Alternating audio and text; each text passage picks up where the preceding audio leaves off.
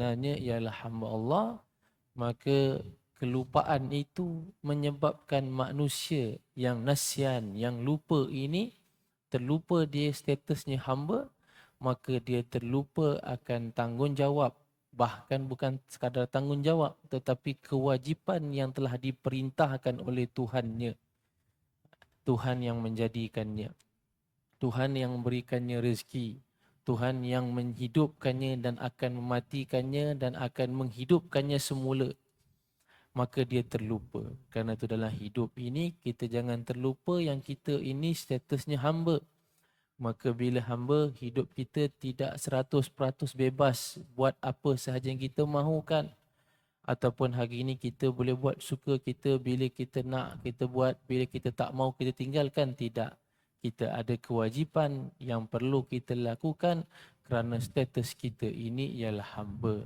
Maka Alhamdulillah Allah Subhanahu Wa Taala memberikan kepada kita hidayah, kelapangan hati untuk kita melakukan segala yang diwajibkan oleh Tuhan kita Allah Jalla Jalaluh, Allah Azza wa Jalla kepada kita. Maka semoga dengan kewajipan ibadah yang kita lakukan ini menjadikan kita insan yang sentiasa diredai oleh Allah Subhanahu Wa Taala. Baik, tuan-tuan dan puan-puan, alhamdulillah kita sambung kepada pembacaan kita dalam yang kita teliti dalam penulisan oleh pengarang kepada kita. Memang sangat signifikan dengan yang kita sebutkan pada zaman sekarang ini ataupun pada bulan waktu ini, iaitu dalam kita menceritakan tentang bab yang ke-9, iaitu di pengakhirannya berkaitan dengan mahabbah, yakni cinta kepada Rasulullah sallallahu alaihi wasallam. Sekarang ini ialah bulan yang paling sesuai, paling barakah untuk kita meningkatkan rasa cinta kita kepada Nabi sallallahu alaihi wasallam. Malah sepatutnya setiap detik, setiap waktu kita akan meningkatkan rasa kerinduan kita kepada Nabi sallallahu alaihi wasallam. Kerana rasa kerinduan itulah yang akan menggambarkan betapa mahabbah cintanya kita kepada Nabi sallallahu alaihi wasallam bulan ini. Dalam tempoh ini, kalau kita lihat alhamdulillah Allah berkahi bumi kita, negara kita ini. Tuan-tuan dan puan-puan, semoga dilimpahi rahmah dan barakah dari Allah.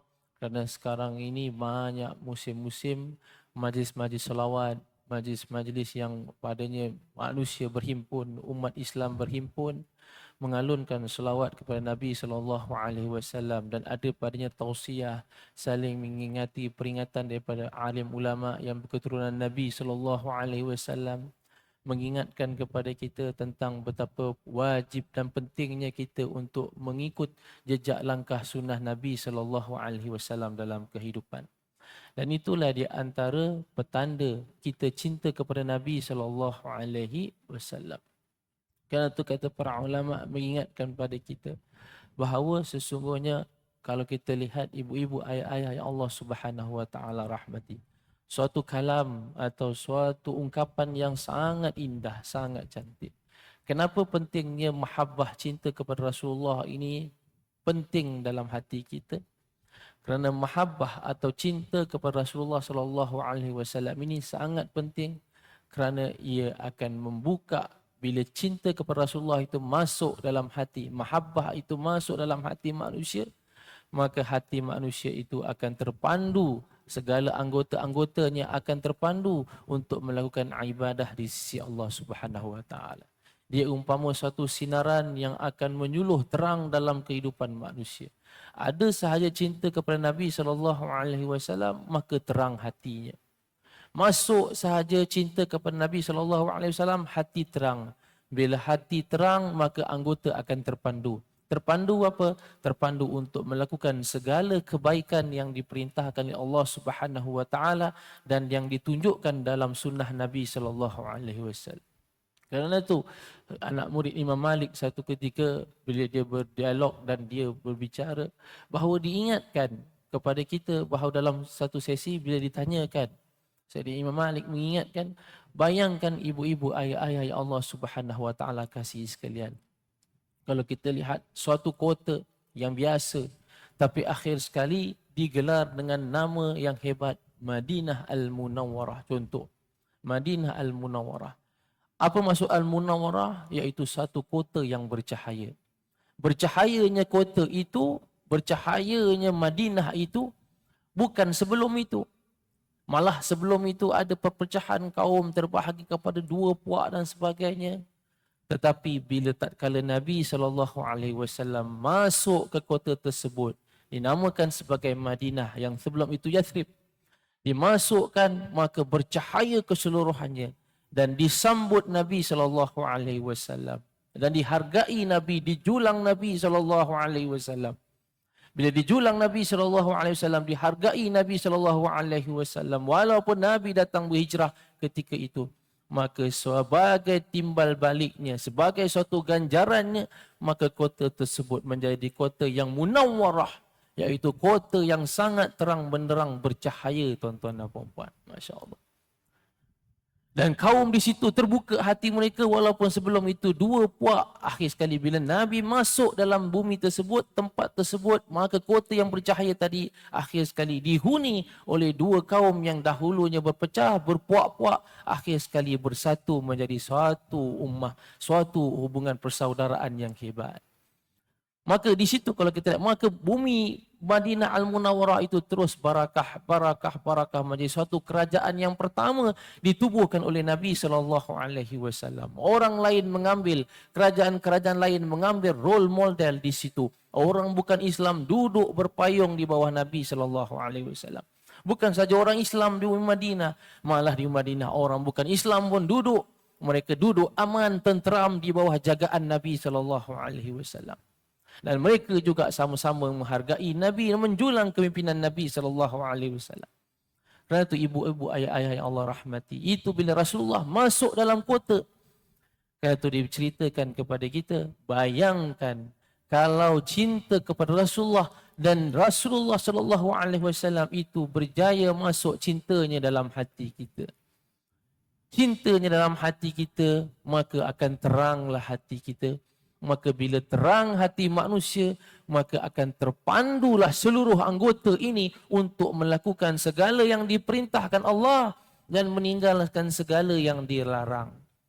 Kerana itu bila seorang itu tolak kepada perkara-perkara yang membawa kepada mengingatin Nabi, ini tidak boleh, ini tidak mahu dan sebagainya, maka diungkapkan perkataan yang tidak elok kepada pecinta sunnah, diungkapkan perkataan tidak elok kepada mereka yang hari ini melakukan selawat secara berjemaah.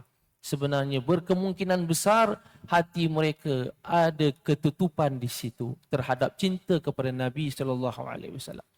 Seorang yang cinta kepada Nabi SAW ialah mereka yang suka melihat orang-orang ataupun umat-umat Nabi mengingati Nabi SAW. Mesti dia akan suka kerana dia dan insan itu berkongsi ataupun menjadi umat yang sama kepada Nabi Muhammad SAW. Kerana itu bila dilihat ramai umat Nabi SAW berselawat, Allahumma salli ala Sayyidina Muhammad, Ya Rabbi salli alaihi wasallam. Berselawat mengingati Nabi SAW. Diingatkan dalam majlis tersebut tentang sirah Nabi, riwayat hidup Nabi SAW, dikisahkan, dialunkan, dipuji Nabi SAW. Sepatutnya dalam hatinya terang. Terang kenapa? Terang kerana hatinya telah termasuk dengan mahabbah, cinta kepada Nabi SAW. Itu yang kita bicarakan sekarang ini adalah mahabbah, cinta kepada Rasulullah SAW. Dan alhamdulillah kalau kita lihat satu bulan Rabiul Awal ini adalah bulan yang hebat. Kenapa tuan-tuan dan puan? Ada seorang ulama menceritakan kepada kita. Kenapa bulan Rabiul Awal ini dipilih sebagai bulan kelahiran Nabi SAW? Banyak bulan. Kerana diberkahi bulan Rabiul Awal ini khusus untuk manusia dalam umat Nabi dalam seluruh bulan ini mengingati keputeraan ataupun kelahiran Nabi Muhammad SAW. Kerana itu jangan janggal, memang kita cuti kelepasan am satu hari saja yang spesifik kan. Cuti kelepasan am satu, tapi bukan itu satu hari saja untuk kita mengingati hari keputeraan Nabi SAW. Maka sepanjang bulan Rabiul Awal ini kita boleh untuk mengingati keputeraan Nabi sallallahu alaihi wasallam, dan yang terpenting ialah untuk kita mengamalkan sunnah Nabi. Kerana keseluruhan bulan ini ialah bulan yang barakah untuk kita mengingati keputeraan Nabi sallallahu alaihi wasallam, Maulidur Rasul. Itulah petanda cinta hati kita kepada Nabi sallallahu alaihi wasallam. Bayangkan, kerana itu banyak bulan yang hebat seperti bulan Ramadan. Tetapi menurut kata ulama yang hebat, Syekh Afifuddin Al-Jailani mengingatkan, kenapa tidak disebutkan ataupun mungkin Allah tak puterakan Nabi, Nabi Muhammad tak dilahirkan daripada Ramadan? Kerana tak nak disebutkan berkemungkinan Nabi Muhammad berkongsi. Kerana bulan Ramadan orang akan sibuk beribadah mengingati Allah Subhanahu wa taala. Tapi kerana tak nak ditumpangkan barakah, kerana dipilih satu bulan yang khusus, iaitu Rabiul Awal, maka dalam bulan itu keseluruhan untuk mengingati Nabi sallallahu alaihi wasallam. Masya-Allah, tabarakallah.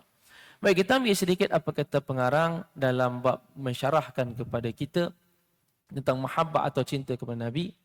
Maka ada beberapa perkara yang selain itu diingatkan. Kata pengarang, Imam Al-Ghazali menyebut, barang siapa yang mengaku, ni nampak, bila kita sebut seorang itu, dia mengaku cinta kepada sesuatu. Mengaku cinta. Kita hari ini dalam kehidupan kita, kita cinta. Tapi cinta kita ini, ingatan untuk saya, cinta kita ini lebih kepada sesuatu yang bersifat baharu. Baharu ini masuk cinta yang biasa. Barang siapa yang mengaku 4 hal tanpa membuktikan dalam cintanya 4 hal. Nampak? Barang siapa yang mengaku cinta akan 4 perkara, tetapi dia tidak membuktikannya dengan 4 perkara, maka disebut, kata Imam Al-Ghazali, disebutnya sebagai pencinta yang dusta. Allah, pencinta yang berdusta. Pencinta yang berdusta. Apa 4 hal tersebut, ibu-ibu, ayah-ayah yang Allah Subhanahu wa taala rahmati sekalian? Yang pertama, barang siapa yang mengaku cinta kepada syurga, maksudnya dia cinta kepada syurga, dia nak masuk dalam syurga Allah Subhanahu wa taala. Dia rindu kepada syurga Allah Subhanahu wa taala. Dia mohon untuk masuk dalam syurga Allah Subhanahu wa taala. Namun apa dia? Akan tetapi dia tidak melakukan ketaatan kepada Allah Subhanahu wa taala. Maka sesungguhnya dia adalah pencinta yang berdusta, kata pengarang. Jelas dia berbohong. Dia berbohong dalam cintanya. Kenapa? Kerana yang pertama, kondisi yang pertama, dia katakan barang siapa yang mengaku cinta kepada syurga Allah, minta kepada Allah nak masuk syurga, tetapi dia tidak melakukan ketaatan kepada Allah, maka cintanya dusta. Cintanya tipu. Kerana ketaatan kepada Allah itu ialah petanda kamu mahu masuk syurga Allah Subhanahu wa taala. Petanda kamu sangat-sangat mengidambakan dan hari ini ingin untuk masuk syurga Allah, melakukan ketaatan. Jangan main-main. Zaman sekarang orang cerdik pandai, tuan-tuan. Memang pandai orang zaman sekarang. Dia berguru, tapi dia berguru dengan syekh Google. Contohnya. Dia pandai. Pada zaman sekarang, Ustaz kata melakukan ketaatan itu ialah hari ini tiket ataupun syarat, kondisi yang penting untuk memasukkan maksud dalam syurga. Bukan kena masuk syurga Allah itu dengan rahmat Allah. Masuk syurga Allah itu dengan rahmat Allah. Bukan masuk syurga Allah itu dengan ketaatan. Di soalnya kita, Tuan Haji, Ustaz boleh yakin ke dengan ibadah atau ketaatan Tuan Haji ini boleh menyebabkan Tuan Haji masuk dalam syurga Allah Subhanahu wa taala? Tuan Haji yakin? Kita tak boleh sebut kita yakin. Kita kata confirm. Kita kata insya-Allah, saya husnuzan, Allah akan terima dan menjadi sebagai satu asbab untuk saya masuk syurga Allah. Kalau soal kita confirm kerana semayang masuk syurga, kita boleh kata confirm kerana masuknya hamba dalam syurga. Tadi kita sebut awal tentang status. Betapa besarnya, hebatnya dalam Al-Quran, tuan-tuan dan puan. Allah ini di dunia, dalam Al-Quran, kalau kita lihat, Allah gambarkan hidup kita dunia ini macam hamba. Allah perintahkan hamba. Hamba ini kerjanya diperintahkan saja. Aqimus solat wa ita'iz zakah. Perintahkan Allah, perintah solat, perintah bayar zakat. Allah perintahkan macam-macam. Ati'ullah wa ati'ur rasul wa ulil amri minkum. Semua sirah atau semua percakapan itu datang dengan fi'al amar. Fi'al amar maksudnya ialah apa? Suruhan. Siapa yang suruh? Tuhan kita, Allah. Kerana kehidupan kita di dunia, semua akan datang arahan macam seorang hamba. Kan tu saya sebutkan awal tadi, ulama sufi mengingatkan jangan lupa status kita ini hamba. Ibadullah, iaitu kita semua ini ialah hamba Allah Subhanahu wa taala. Karena itu diingatkan kepada kita, kerana buktinya apa? Dalam Al-Quran, ketika hidup kita di dunia, semuanya diatur Allah dan datang dengan perintah arahan. Tetapi tak kala manusia, Bismillahirrahmanirrahim. Tak kala yang bergelar hamba statusnya di dunia itu, selesai sahaja hidup di dunia, maka dia akhir sekali mendapat ganjaran syurga Allah Subhanahu wa taala. Ketika itu statusnya berubah.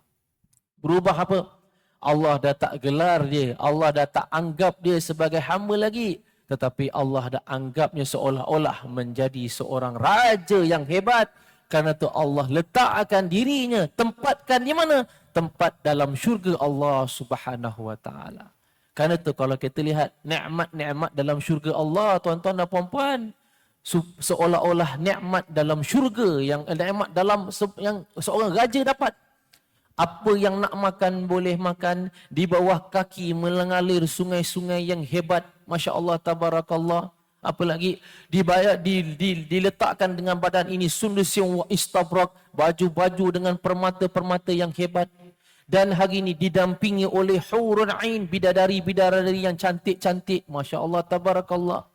Itu ganjaran bagi siapa? Ganjaran bagi seolah-olah dapat status ubah daripada hamba di dunia masuk dalam syurga sahaja. Sekarang kamu dilayan oleh Allah Subhanahu wa taala, ganjarannya bertukar menjadi seperti raja. Karena itu tak perlu risau tak jadi raja di dunia. Kenapa kita akan mendapat layanan menjadi raja oleh Allah Subhanahu wa taala? Tatkala kita mendapat ganjaran pahala di sisi Allah, ganjaran syurga di sisi Allah Subhanahu wa taala. Kan tu disebutkan kepada kita, kadang-kadang kita berdoa, Allahumma inna nas'aluka ridhaka wal jannah. Ya Allah, kami mohon kepadamu redha dan juga syurga. Tetapi hari ini kalau seorang itu nak masuk syurga, memang dengan rahmat Allah. Tetapi kalau dia tidak melakukan ketaatan, kata Imam Al-Ghazali, itu pembohongan cinta yang pertama. Iaitu dia cinta tetapi dia berdusta.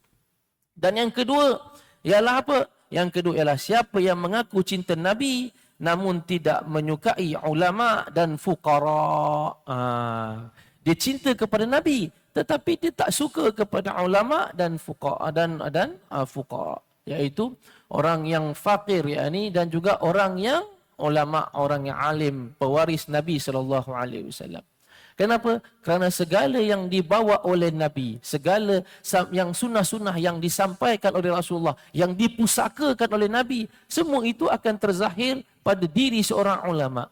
Dan kita kena ingat, ulama ini tidak bermaksud seorang yang hari ini memang betul ciri ulama ialah seorang yang benar-benar memahami tentang ilmu yang dibawa dalam syariat Islam.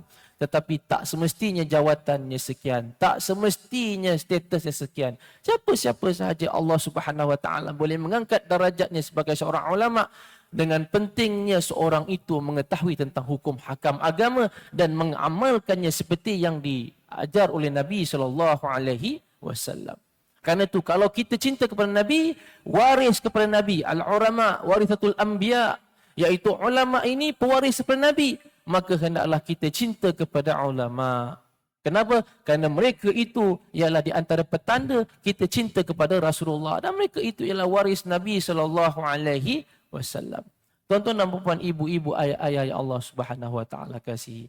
Kerana itu kita pada zaman sekarang kalau kita lihat di antara yang penting untuk kita fahami ialah kita cinta kepada Rasulullah dan cinta kepada para ulama. Kerana daripada lisan ulama ini akan sampai kepada kita apa yang disampaikan oleh Nabi SAW. Daripada lisan ulama. Kerana Nabi tidak mewariskan kepada kita dinaran wala dirhaman. Tidak wariskan kepada kita hari ini apa dia? Dinar iaitu emas dan dirham perak. Tapi Nabi mewariskan ulama kepada kita. Iaitu mewariskan, mempusakakan ulama yang sebagai warithatul anbiya, pewaris pada Nabi Muhammad SAW. Daripada lisan ulama itulah kita akan mempelajari tentang ilmu agama, segala sunnah yang diamalkan oleh Nabi. Maka kita hendaklah cinta kepada mereka, kasih kepada mereka seperti mana kita kasih kepada Nabi SAW. Tetapi berhati-hati kerana tu ada golongan yang disebut sebagai ulama su'. Ini ingatan untuk diri saya khususnya. Kena berhati-hati. Kerana bila kita menjadi seorang yang katanya ulama berilmu, jangan sampai dapat status pula sebagai seorang yang su' di sisi Allah. Iaitu ulama yang buruk perangainya, ulama yang buruk akhlaknya. Tuan-tuan dan puan-puan, antara cirinya apa? Iaitu seorang yang dibuat dalam perbuatan misalnya Al-Quran sebut kabura maqtan 'indallah, iaitu suatu kesalahan yang besar di sisi Allah. Iaitu apa? Lima taqulu ma la taf'alun. Yang Allah tanya kepada mereka, lima taqulu ma la taf'alun. Kenapa kamu cakap tapi kamu tak suka bikin, kamu tak buat? Ulama adalah golongan pertama yang akan ditanya oleh Allah Subhanahu wa taala. Kau cakap begini, Ridwan, nama saya Ridwan. Kau cakap begini, tapi kenapa engkau tidak berbuat? Kabura maqtan 'indallah. Takkah kau sedar ini satu kesalahan yang besar di sisi Allah? Jadi kerana itu ulama adalah orang yang pertama akan ditanya. Kerana itu bukan mudah merasakan diri itu alim ulama. Kerana kalau mengaku diri itu alim ulama, kamulah orang pertama yang Allah Subhanahu wa taala akan tanya. Tanya apa? Bukan tanya tentang diri kamu sahaja, tapi tanya tentang segala yang berlaku di sekeliling kamu. Tentang perkara-perkara jahil yang berlaku di sekeliling kamu, Allah tanya kamu. Tanya apa? Sekurang-kurang Allah akan tanya, adakah kamu seorang yang dah menegur? Adakah kamu seorang yang dah mengingatkan tentang perkara kebatilan ini? Kalau kamu belum, maka sungguhnya kamu juga akan sama-sama dihisap oleh Allah Subhanahu wa taala. Kerana itu bukan mudah mengedepankan diri, mengaku diri sebagai alim ulama. Tanggungjawabnya besar. Paling besar ialah kalau kita buat tetapi kita bercakap tetapi kita tidak melakukan perkara tersebut. Kabura maqtan 'indallah, suatu kesalahan yang besar di sisi Allah Subhanahu wa taala. Ibu-ibu, ayah-ayah yang Allah Subhanahu wa taala kasih sekalian. Kerana itu seorang yang mahabbahnya, cinta kuat kepada Nabi sallallahu alaihi wasallam, dia adalah seorang yang jarang berkata-kata tetapi banyak mengamalkan sunnah Nabi sallallahu alaihi wasallam. Salah seorang daripada sahabat Nabi sallallahu alaihi wasallam namanya Thauban. Namanya Thauban. Dia, kalau kita lihat memang kata para ulama menukilkan tak banyak yang diriwayatkan tentang hadis dari Thauban. Akan tetapi Nabi sallallahu alaihi wasallam tetap hari ini mendoakan dan Nabi mengingatkan kepada insan sahabat Nabi yang nama Thauban ini. Satu ketika memang tuan-tuan masyhur selalu dengar benda ini. Kalau kita lihat satu ketika Thauban makin lama makin kurus badannya. Makin lama makin kurus badannya. Makin lama makin kurus badannya. Nabi tanya, datang kepadanya, wahai Thauban, kenapa aku lihat mafhumnya lebih kurang maksudnya begini? Kenapa aku lihat badan kamu makin lama makin kurus?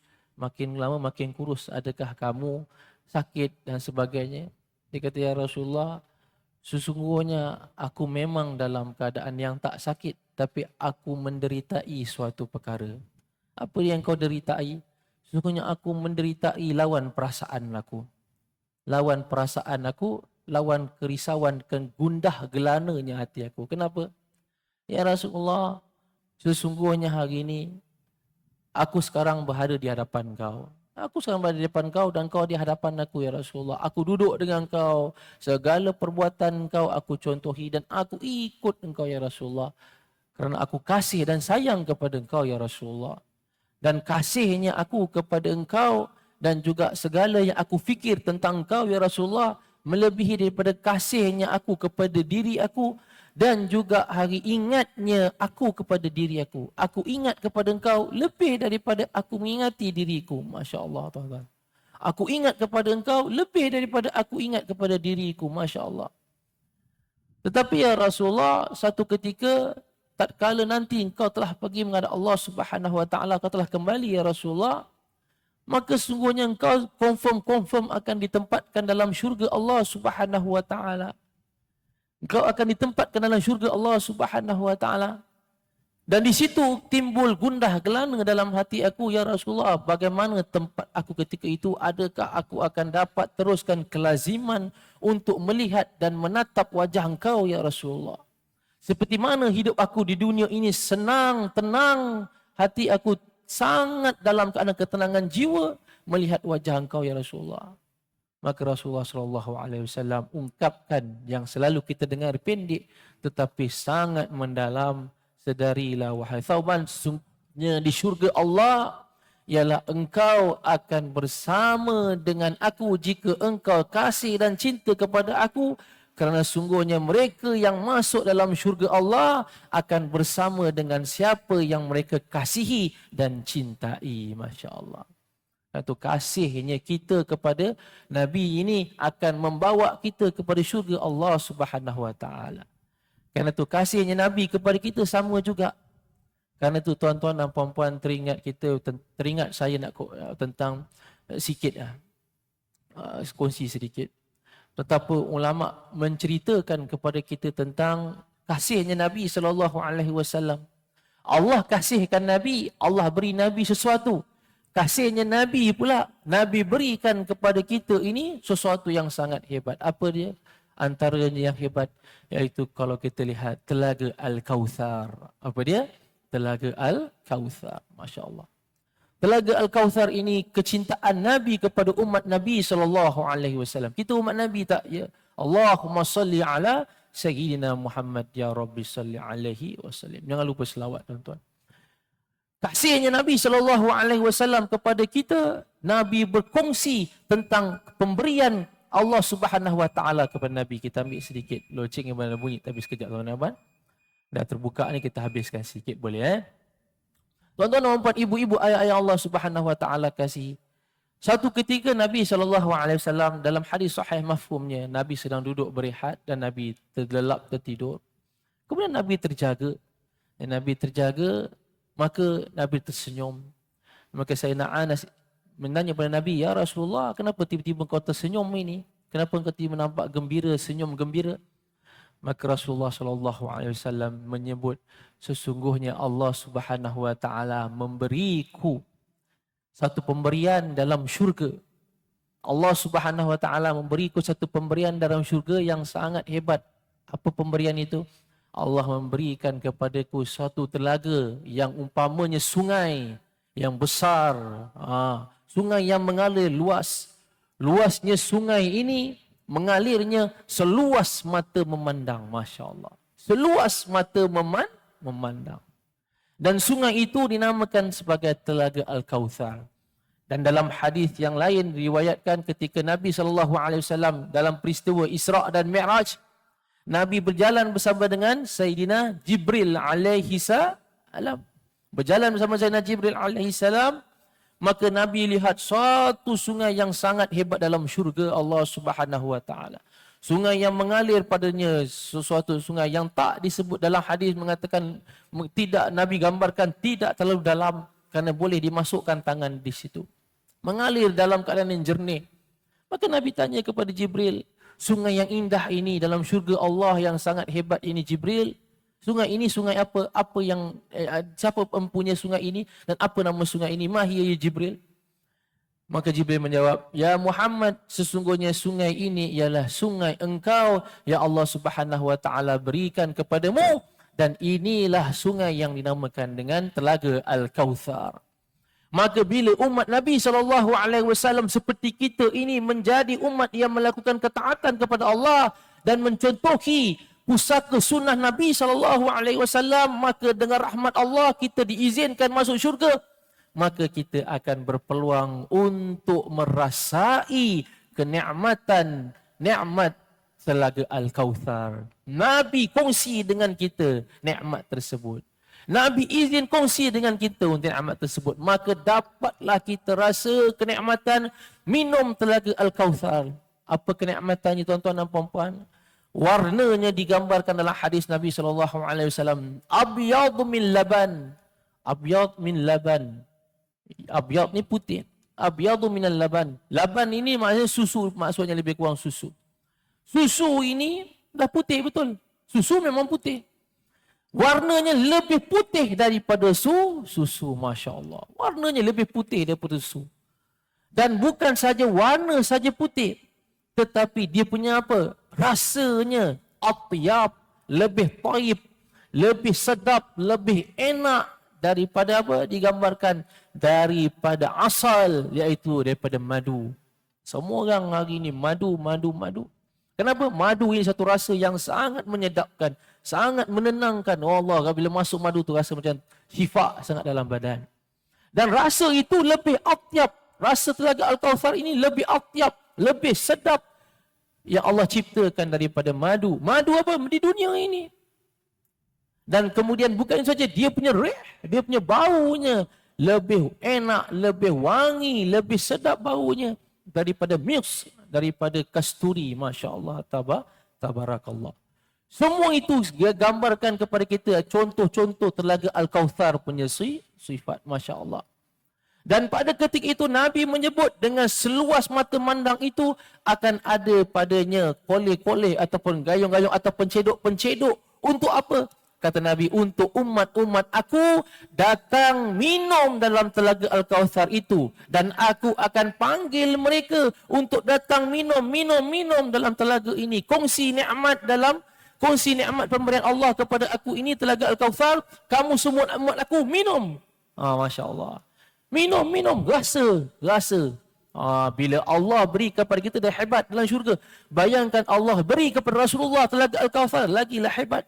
Minum, Nabi jemput untuk minum, maka akan diminum. Maka sahabat tanya, ya Rasulullah, adakah engkau akan kenal kami ketika itu? Apa dia? Minum air putih pun dah lega, tuan-tuan. Bayangkan kalau dapat minum Telaga Al-Kautsar. Minum air putih pun dah lega. Pasal apa? Haus. Dalam syurga minum Telaga Al-Kautsar memang lagi nikmat. Masya Allah. Semoga Allah berikan kepada kita peluang untuk kita mensyurga Allah dan juga merasai nikmat Telaga Al-Kautsar. Amin ya rabbal alamin. Baik, Nabi jemput. Maka sahabat tanya Rasulullah, nanti kau dah jemput tu, kau kenal tak kami ini sahabat kau ya Rasulullah? Apa Rasulullah jawab? Aku kenal. Memang aku akan kenal kau. Macam mana ya Rasulullah kenal kami? Dengan satu, min atharil wudu, aku akan kenal semua umat aku daripada awal sampai ke pengakhirannya. Semua umat aku yang masuk syurga semua aku kenal dan aku jemput mereka. Macam mana aku kenal Rasulullah? Aku kenal umat-umat aku, kata Rasulullah, min atharil wudu, daripada kesan mereka mengambil wudu, ataupun bahasa kita ambil air semayang, ambil wudu. Daripada kesan ambil wuduk itu akan timbul cahaya di bahagian-bahagian anggota wuduk itu akan bercahaya. Di situ aku akan kenal dia umat aku dan atas situlah aku akan jemput mereka untuk merasai nikmat Telaga Kautsar ini. Masya Allah. Kan tuan-tuan, ambil wuduk betul-betul. Jangan ambil wuduk main. Ini dia wuduk dia cap-cap dia tak sampai 1 minit, tak sampai, bukan kata buka sampai membazir, tidak. Tapi pastikan anggota-anggota itu betul. Kalau dia kata ambil wuduk betul-betul, dibuka air sederah-deras, tidak. Keluar saja tu basah air baju. Jangan begitu, berhati-hati juga. Kan? Ada dia punya sunnahnya begitu, berhati-hati. Tapi dia katakan pastikan semua anggota itu kena wuduk. Kerana athari wuduk akan bercahaya, maka Nabi akan jemput untuk minum Telaga Kautsar Nabi SAW. Maka sahabat pun lega. Tapi Nabi ingatkan, akan tetapi tuan-tuan dan puan-puan, ada golongan yang disebut oleh Nabi SAW. Siapa dia? Golongan yang, ini dia, umat akhir zaman seperti kita, ingat. Khusus untuk diri saya peringatan.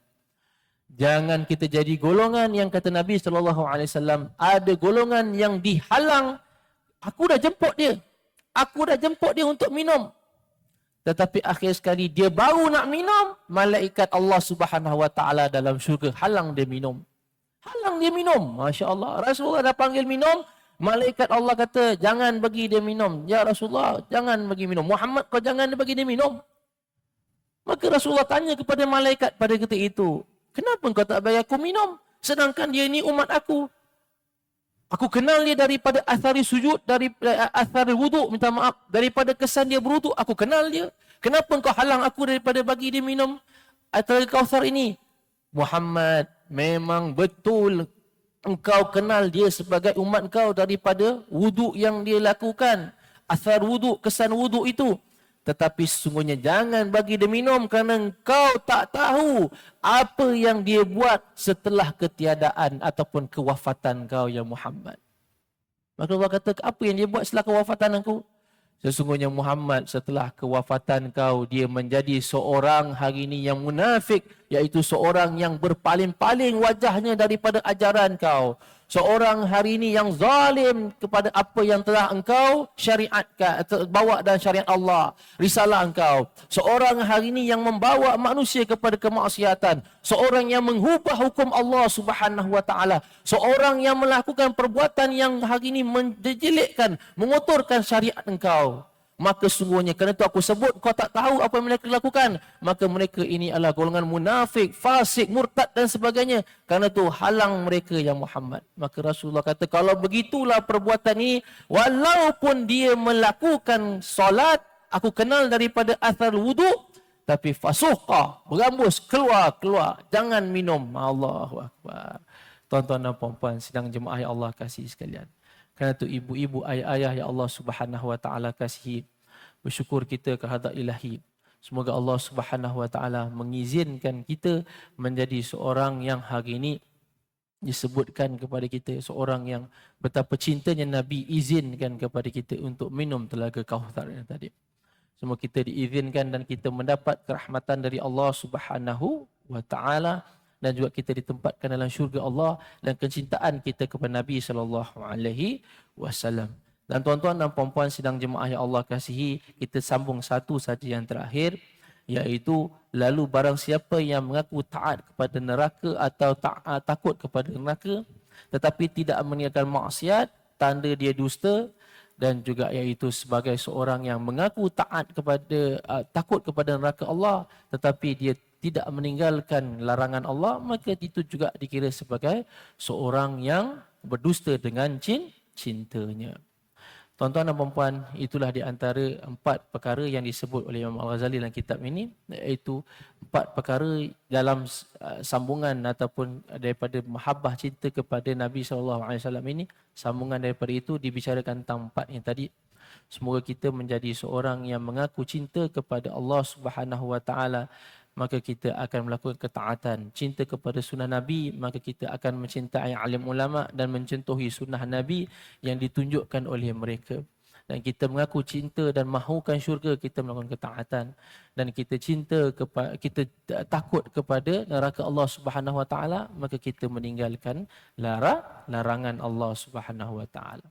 Karena itu tuan-tuan dan puan-puan, mengakhiri kalau kita lihat dalam dalam surah Al-Imran ayat 31, ayat ini penutup. Kalau kita lihat, Allah berfirman, auzubillahi minasyaitonir rajim, qul in kuntum tuhibbunallaha fattabi'uni yuhibbukumullah. Tuan-tuan, dalam ayat tersebut selalu kita dengar, maka kalau kata Nabi, kamu nak cinta kepada, kalau kamu mengaku cinta kepada Allah, maka fattabi'uni, ikutlah aku, kata Nabi. Dan ganjaran bagi orang yang ikut Nabi ini bukan biasa, tetapi yuhibbukumullah. Ada 2 di situ. Satu tuhibbu, satu yuhbib. Tuan-tuan kalau buka kitab tafsir atau siapa yang pakai bahasa Arab dan sebagainya, ada beza. Yang pertama bezanya ialah Qul in kuntum tuhibbunallah, surah Al-Imran ayat 31. Kalau kamu mengaku kamu cinta kepada Allah, iaitu kita sebagai seorang hamba cinta kepada Allah. Tapi itu baru cinta kita kepada Allah, kita mengaku ya betul. Apa kita kena buat? Ikut Nabi. Dan ganjaran ikut Nabi ini, apa dia? Cinta berbalas. Jangan main. Cinta berbalas. Buktinya apa? Dijanji dalam Quran, yuhibbukumullah. Allah akan cinta kepada kamu. Allah cinta kepada kamu. Kerana itu, kalau kita nak cinta kita berbalas, cinta kepada Allah berbalas, maka hendaklah kita cinta kepada Nabi SAW dan ikut ajaran Nabi SAW. Kata Ibrahim Al-Khawwas mengingatkan, seorang yang hari ini tak halam hatinya ada padanya mahabbah, maka dia akan menghapuskan, menghilangkan segala kelazatan di dunia ini semata-mata apa? Semata-mata untuk mendapatkan kecintaan yang dia inginkan ini. Itu kalau kita lihat seorang yang cinta kepada Nabi sallallahu alaihi wasallam dalam hidupnya, ialah apa? Dalam hidupnya nak bertemu dengan Nabi, kalau tak dapat bertemu dengan Nabi, berkunjung ke makam Nabi sallallahu alaihi wasallam, kepada tempat Nabi sallallahu alaihi wasallam, Masjid An-Nabawi. Semua yang berkaitan dengan Rasulullah sallallahu alaihi wasallam, semua dia nak tengok, semua dia nak rasa, semua dia nak lihat. Kenapa? Mahabbahnya kepada Rasulullah sallallahu alaihi wasallam. Hatta zuriat dan keturunan Nabi yang soleh, yang alim, dia akan sentiasa sayang. Kenapa? Cinta kepada Rasulullah sallallahu alaihi wasallam. Masya Allah, tabarakallah. Kalau kita lihat cintanya Sayyidina Bilal kepada Nabi, dah lama dah Sayyidina Bilal radhiyallahu an tak azan. Tak azan, lepas kewafatan Nabi tak azan, tidak azan. Tetapi zuriat Nabi SAW datang minta untuk Sayyidina Bilal azan. Maka apa kata Sayyidina Bilal? Bilal menyebut, kalau bukan kerana cintanya aku kepada Rasulullah dan kamu ialah cucunya kekasihku Rasul Muhammad Rasulullah SAW, tidak aku tunaikan permintaan kau. Maka dia pun azan selepas itu. Bila dia azan Sayyidina Bilal, azan saja pada ketika itu, suatu ketika selepas kewafatan Nabi, atas request daripada cucu Nabi SAW, Al-Hasan dan Husain, maka dia kata, semua sayu, senyap dan mengalirkan air mata. Kenapa mengalirkan air mata? Sayu, kerana teringat seolah-olah pada ketika itu Rasulullah ada. Kenapa teringat Rasulullah ada? Kerana azan daripada Sayyidina Bilal ketika itu sama seperti azan ketika adanya Rasulullah sallallahu alaihi wasallam. Kerana itu dia sangat sedih. Sahabat kata, sayu mendengar laungan azan. Kerana itu azan ini dia ada besarnya, mukjizat besar tuan-tuan dan puan-puan. Orang yang dengar azan ini, saya dikenal banyak orang yang orang bukan Islam masuk Islam.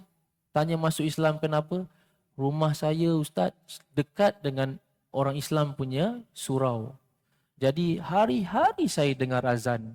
Selalu dalam hidup saya daripada kecil saya dengar azan. Lalu saya tertanya, apa besarnya azan ini?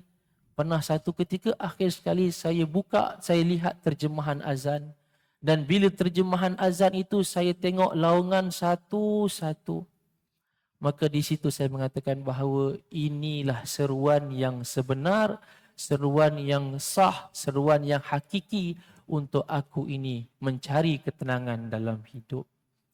Karena itu bila dengar laluan azan, itu bau azan kita ini tuan-tuan, yang kita dengar sekarang, sedap dah, sayu dah hati.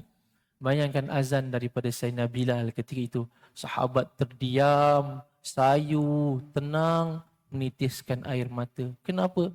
Teringat, ya Rasulullah dah hidup semula ke? Rasulullah dah hidup semula kan? Azan ini sama bunyinya. Azan ini sama merdu laungannya. Azan ini sama alunannya, Masya Allah. Rasulullah dah hidup semula ke?